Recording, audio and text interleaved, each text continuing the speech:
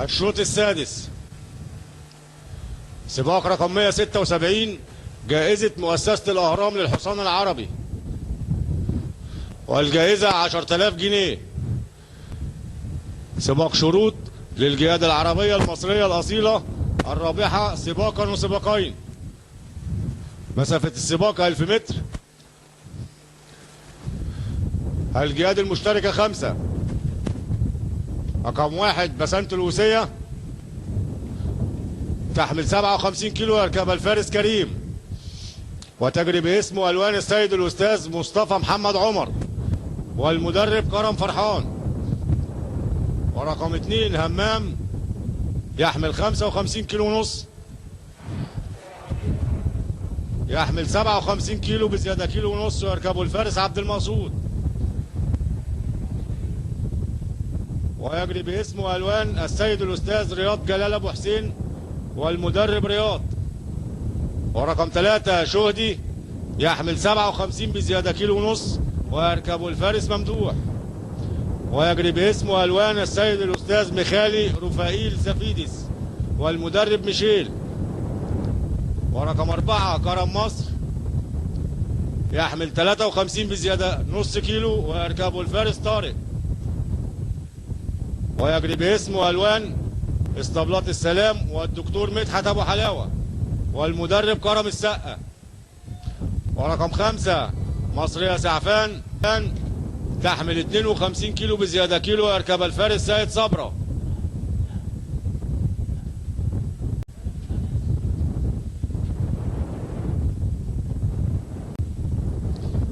وتجري باسمه ألوان اسطبلات الدكتور سعفان، والمدرب يوسف.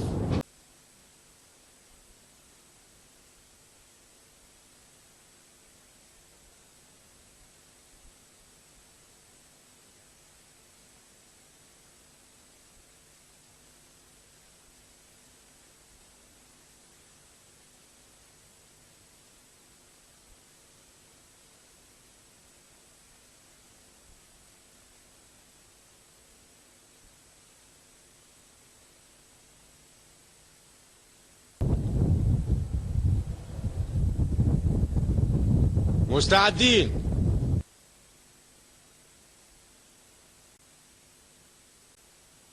قامت الخيل. بسنت الوسية وهمام وشهدي. همام وبسنت الوسية ومصرية سعفان. همام وبسنت الوسية ومصرية سعفان. همام وبسنت الوسية ومصرية سعفان.